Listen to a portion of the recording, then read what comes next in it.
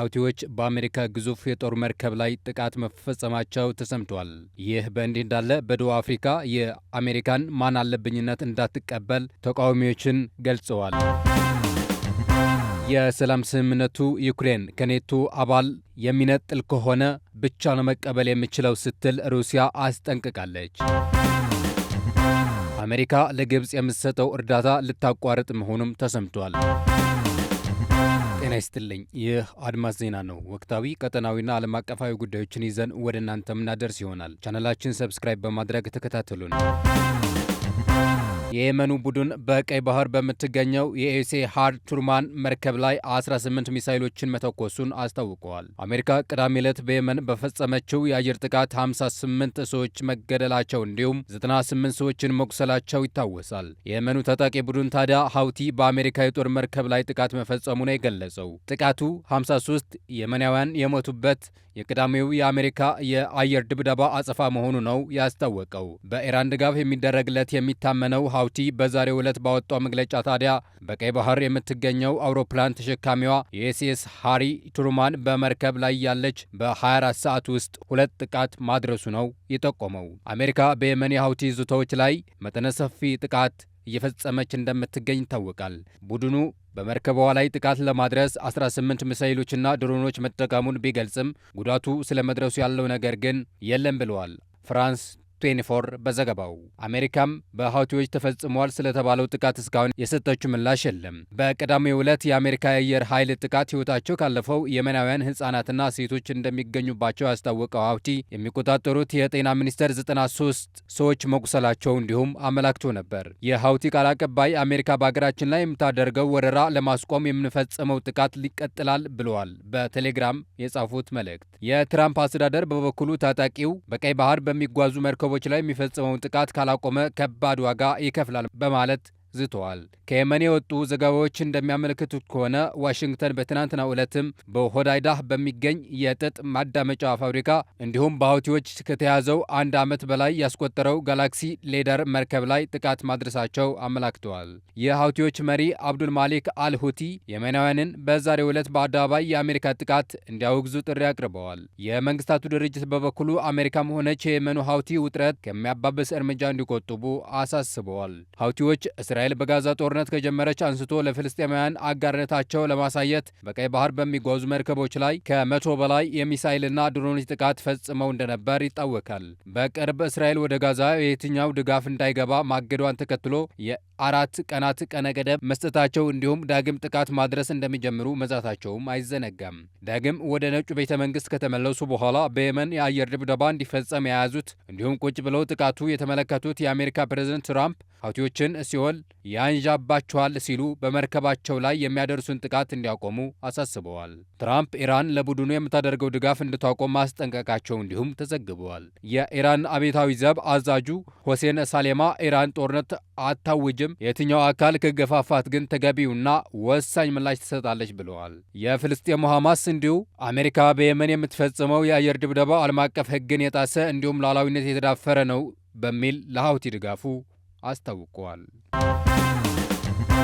የሰላም ስምምነቱ ዩክሬን የኔቶ አባል ከመሆን የሚያግድ መሆን አለበት ስትል ሩሲያ አስጠንቅቃለች። ሩሲያ በሰላም ስምምነቱ ዩክሬን የሰሜን አትላንቲክ ጦር ቃል ኪዳን ድርጅት ኔቶ አባል እንዳትሆን የምትደነግግ እንዲሁም የምታግድበትን ዋስትና እንደምትጠይቅ ምክትል የውጭ ጉዳይ ሚኒስትሯን ገልጸዋል።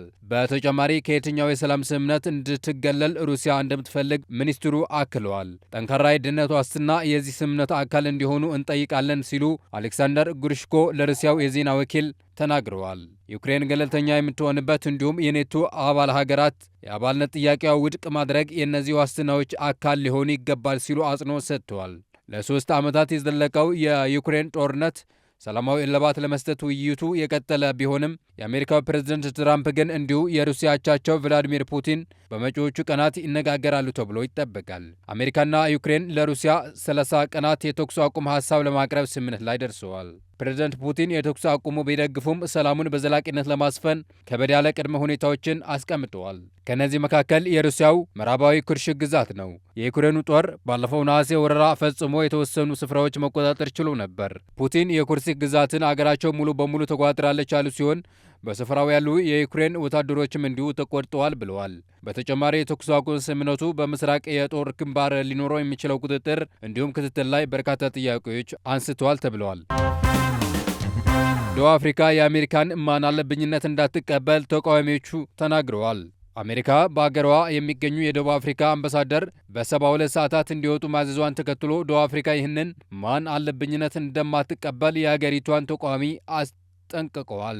በዋሽንግተን መቀመጫቸው አድርገው የነበሩ የደቡብ አፍሪካ አምባሳደር ኢብራሂም ራሱል ከአሜሪካ ተባረዋል። የአሜሪካ የውጭ ጉዳይ ሚኒስትር ማርኮ ሩቢዮ አሜሪካን የሚጠላ ዘር ላይ የሚያተኩር ፖለቲከኛ ብለው ከፈረጇቸው በኋላ በአገሪቱ ተቀባይነት የላቸውም ሲሉ ከአሜሪካ እንዲወጡ ትዕዛዝ አስተላልፎባቸዋል። ትራምፕ ስልጣን መረከባቸው ተከትሎ በአሜሪካና በደቡብ አፍሪካ መካከል ያለው ግንኙነት ውጥረት የነገሰበት ሆኗል። ይሁን እንጂ የደቡብ አፍሪካ የዓለም አቀፍ ግንኙነት ሚኒስትር ሮናልድ ላሞላ በትዊተር ዲፕሎማሲ ላይ መሳተፉ ጠቃሚ አይደለም፣ ሁለቱ ሀገራት ፊት ለፊት ሲነጋገሩ ይገባል ሲሉ ለመንግስታዊው የዜና ወኪል ኤስቢኤስ ተናግረዋል። በሰላት ሽታቸው የሚታወቁትና በደቡብ አፍሪካ የፊታዊነት ለመቀልበስ የሚሰራውን ፓርቲ ኢኮኖሚክስ ሪፈረንደም ፋይተርስ መሪ የሆኑት ጁልየስ ማሌሜ አገሪቱ ዋይት ሀውስን በተቆጣጠረው ብርቱካናማ ቄል እንድትሸማቀቅ እንዳይፈቅዱ ሲሉ ለአገሪቱ ፕሬዝደንት ሪሌል ራማፎሳ መልእክታቸው አስተላልፈዋል።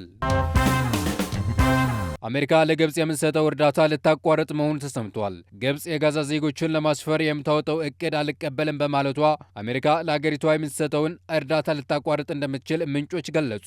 የዩናይትድ ስቴትስ አስተዳደር በጋዛ የመልሶ ግንባታ ለማከናወን ያቀረበው እቅድ ግብጽ በመቃወሟ ተከትሎ ለዩክሬን የሚሰጠውን ወታደራዊ ድጋፍ ለመቀነስ ማቀዱ ለግብጽ እንዳሳወቀ ምንጩ ተናግረዋል። የፖሊሲ ለውጡ ፍልስጤማውያንን ከጋዛ ለማፈናቀል በግብጽ እንዲሁም በዮርዳኖስ ውስጥ ለፍልስጤማውያን አዲስ መንደር መገንባትን የሚያጠቃልለውን የመካከለኛው ምስራቅ የትራምፕ እቅድ ግብጽ አለመቀበሏን ተከትሎ የወጣ ፖሊሲ መሆኑ ነው የተገለጸው። በዋሽንግተን የሚገኙ የግብጽ ዲፕሎማት እንደተናገሩት ከሆነ ለግብጽ የሚሰጠው እርዳታ ትክክለኛ መጠን እስካሁን ባይታወቅም ቅነሳው በሚቀጥለው ዓመት ተግባራዊ ይሆናል ተብሎ ይጠበቃል። እንደ ዘገባው ከሆነ ትራምፕ ፍልስጤማውያንን ከጋዛ የማስወጣት እቅዳቸው ወደ ጎረቤት ሀገር ለማዘዋወር ባቀዱት እቅድ ሁለቱ ሀገራት ካልተስማሙ ለግብጽና ለዮርዳኖስ የሚሰጠውን እርዳታ እንዲቆሙ ፍንጭ ሰጥተዋል።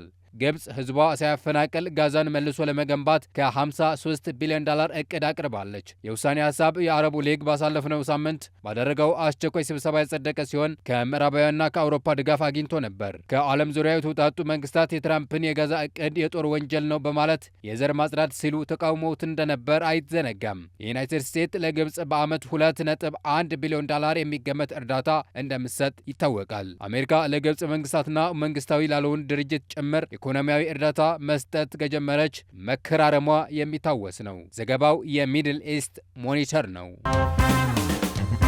የተከበራችሁ የቻናላችን ቤተሰቦች ለዛሬ ጉዳዮቻችን የያዝናቸው እነዚህ ነበሩ። በሌላ ጉዳዮችን እስከምንገናኝ ቸር ሰንብቱ። ቻናላችን ሸር፣ ላይክ፣ ሰብስክራይብ በማለት ቤተሰብ ይሁኑ።